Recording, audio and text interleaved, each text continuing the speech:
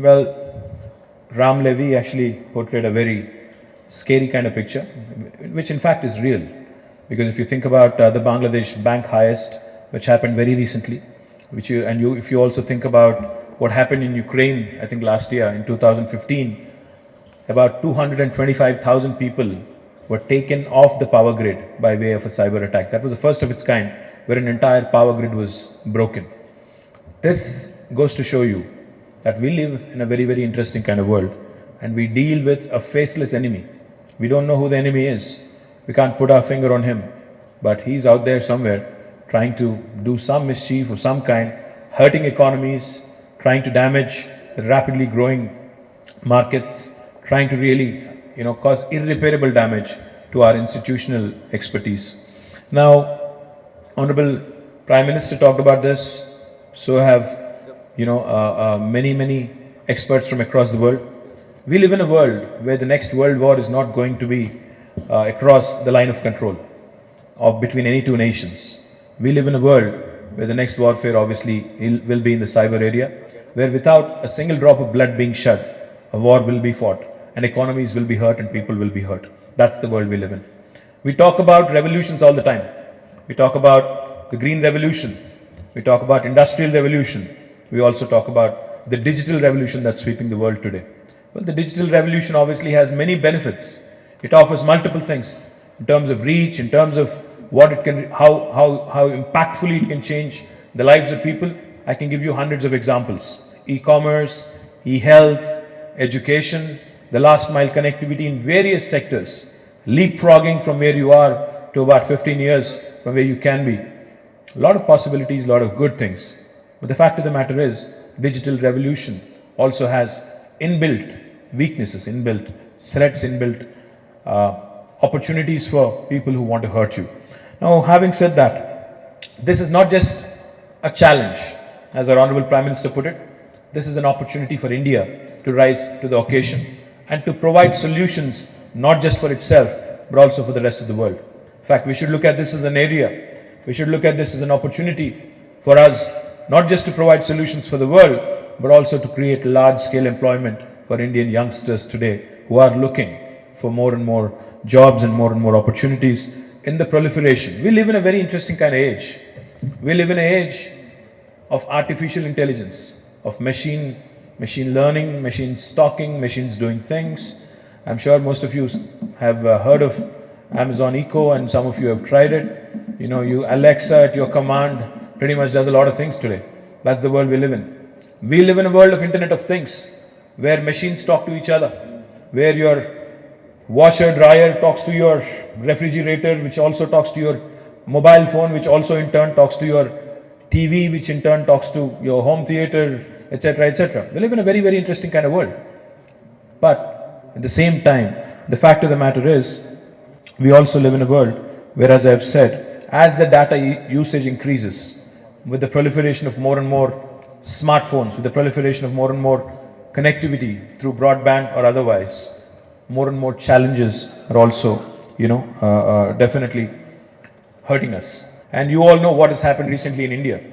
November 8th, a decision was taken by the Honorable Prime Minister to demonetize the large denominated currencies. As a result, the very next morning, I don't know, I think the most happiest people, Ajayji, the happiest people after demonetization, in fact, if you ask me, are Paytm, Freecharge, and who else in the digital payment gateway, all the digital payment gateway solutions and other providers. Because I see their ads every day in Times of India these days. Point I'm trying to make is, as the world is moving towards digitally transacting using internet, as more and more Indians, 1.3 billion Indians, with those including those in the rural areas who have Jan Dhan accounts, who will start transacting more and more through internet banking and who will start transacting more and more electronically, this challenge is only going to grow manifold. So now the challenge is cut out for us. Now what do we do as a state? In fact, I'm happy to share with you, we're the first state in India to have come out with a policy on cyber security. Telangana, in fact, even though we are the youngest state in India, we're leading by example and we are the first state in the country, I'm happy to share with you, to have done this. Now, having a good policy in itself is not enough. We are also wanting to build on the policy and ensure that we also find solutions for this extremely important challenge that the world is facing. So we are doing 5 things. We're going to do 5 things. A 5-point agenda is what we've set for ourselves, which is, in fact, some of which have been mentioned by Ajay ji, Ram, and also CP.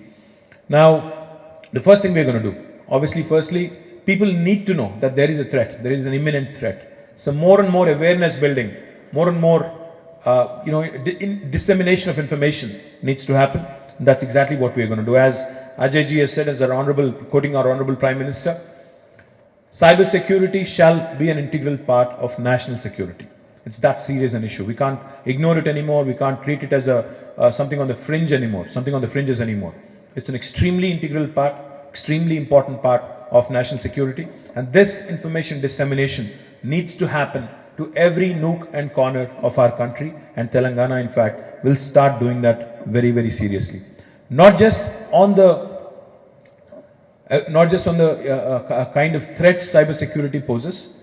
I think we also need to start training our children right from the high school level on good cyber safety practices. That's far more important, because today we have digital classrooms. We live in a digital times, digital age, where children, in fact my son and my daughter, are far better at using technology than I am. The way they use their iPads and the way they use their mobile phones is far superior compared to the way I use them. So point I'm trying to make is, from a very early age, if we make our children aware of good cyber safety practices, and if we make them aware of how we can prevent any kind of cyber attacks, we can certainly do a good job of it, and we can certainly prepare the next generation to handle any sort of threats. The other thing the second point that I would like to make on what we would like to do as a state, capacity building has been discussed. More and more cyber warriors are required to thwart any of these attacks. We'll certainly do that. In fact, we are collaborating with multiple institutions. We've had fruitful discussions with Carnegie Mellon University. We also had fruitful discussions with several other entities which offer a good structured cyber security programs, masters and graduate programs. We will collaborate with them. We'll launch these facilities in Telangana as well. What is also more important is to ensure that your critical information infrastructure, as we move more towards cloud computing, artificial intelligence, Internet of Things, we need our information infrastructure to be absolutely safe.